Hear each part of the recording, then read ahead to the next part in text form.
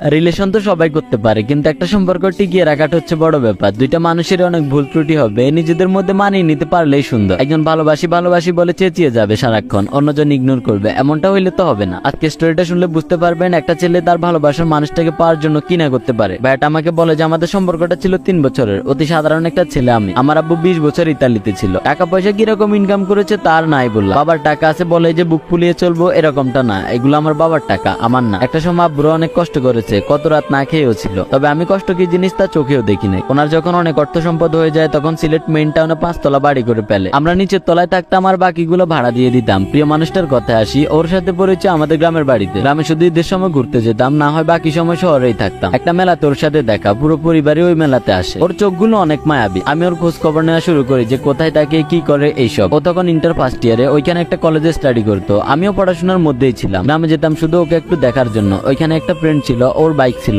আমারও বাইক ছিল, দুজনে শুধু ঘুরঘুর করতাম। যে মানুষটার কলেজ ছুটির অপেক্ষায় থাকতাম। আমাকে অনেক ইগনোর করতো সে। শহরে কি মেয়ের অভাব আছে নাকি, তাও কেন জানি ওকে ভালো লাগতো। এটাই হয়তো ভালোবাসা, আর কত সহ্য করব। একদিন ওকে দাঁড়ো করিয়ে বলি যে তুমি কি জানো 48 কিলোমিটার পথ পাড়ি দিয়ে তোমার সাথে দেখা করতে আসি, সত্যি অনেক ভালোবাসি তোমাকে। ও বলে যে ভালোবাসি তো সবাই বলতে পারে, কয়দিন আমাকে আগলে রাখবা শুনি। আমি বলি যে সারাটা জীবন পর ওর নাম্বার নিই এবং আমরা রিলেশনে আসি। প্রিয় মানুষটার ফ্যামিলি মধ্যবিত্ত ছিল, এতে আমার কোনো সমস্যা নেই, তবে আমি জানতাম আমার পরিবার মানবে না। ও অনেক কেয়ার করতো আমার। একটা মেয়ে হিসেবে যতটুকু ভালোবাসার দরকার তার চেয়ে বেশি ভালোবাসতো আমায় সে। যে কাজগুলো পছন্দ করতো না ওইগুলো আমি বেশি করে করতাম, ওকে রাগিয়ে তুলতাম, আবার ওই রাগটা আমিই ভাঙাতাম। যে টাকাগুলো ওকে কলেজে যাওয়ার জন্য দিত ওইগুলো থেকে কিছু টাকা বাঁচিয়ে রাখতো আমার জন্য সে। আমি দেখা করতে আসলে হয়তো এদিক ওদিক ওকে বাইকে করে নিয়ে যেতাম, আর ঘোরাঘুরি শেষ হলে আমায় বলতো যে যাওয়ার সময় বাইকে তেল নিয়ে নিও। জোর করে পকেটে ঢুকিয়ে দিত আর বলতো যে বিয়ের পরে যেন সবকটা দিয়ে দিই হিসাব করে। আমরা 2 ভাই ছিলাম, বড় ভাইকে আব্বু দেশের বাইরে সেটেল করে দেয় আর আমাকে দেশের ব্যবসা বাণিজ্য দেখাশোনা করার জন্য রাখতো। 2019 সালের মার্চ মাসের 25 তারিখ আমার লাইফের সবচাইতে খারাপ একটা দিন। প্রিয় মানুষটার কল আসে, আমাকে ফুপিয়ে বলে যে জান আমাকে হঠাৎ করে দেখতে আসছে, ওদের নাকি আমাকে অনেক ভালো লাগছে, কিছু একটা করো প্লিজ। আমি বললাম কেন, তুমি আমার কথা ফ্যামিলিতে বলতে পারবা না? ও বলে যে ওর ফ্যামিলির মানুষ এসব রিলেশন পছন্দ করে না, আর যদি জানতে পারে তাহলে খুব তাড়াতাড়ি অন্য কারোর কাছে ওর বিয়ে দিয়ে দিবে। আমি তখন বলি যে আচ্ছা তুমি চিন্তা করো না, আমি কিছু একটা করতেছি। আমি আমার আব্বু আম্মুর কাছে ব্যাপারটা শেয়ার করি। আম্মু রাজি ছিল, বাট আব্বু বলে যে উনি রাজি নেই সম্পর্কে, আর আমি যদি আমার প্রিয় মানুষটাকে চয়েস করি তাহলে ফ্যামিলি ছাড়তে হবে এন্ড ওনাকে ওনার সবকিছু বুঝিয়ে দিয়ে ফ্যামিলি থেকে লিভ নিতে হবে। পরে আমি অনেকটা ডিপ্রেশনে চলে যাই যে কেমনে কি করব।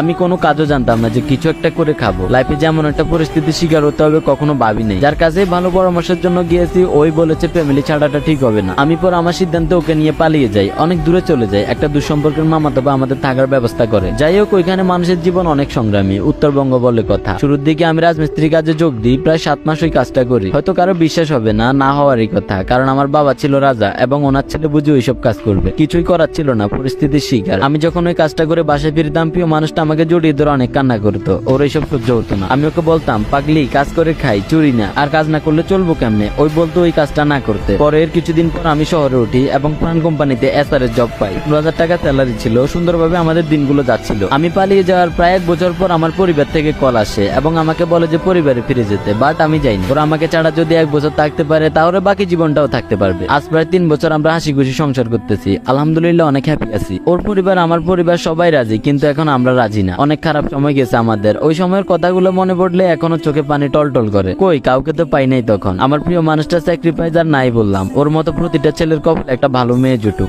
ব্যাটার স্টোরিটা আর অনেক বড় ছিল, আমি সংক্ষেপে শেষ করলাম। টাকা পয়সা মানসিক শান্তির কাছে হেরে যায়, তবে লাইফে 2টা জিনিসই ইম্পর্টেন্ট। খারাপ সময়টা সব সময় থাকে না, রিজিকের মালিক তো আমাদের স্রষ্টা। কিছু জিনিস ওনার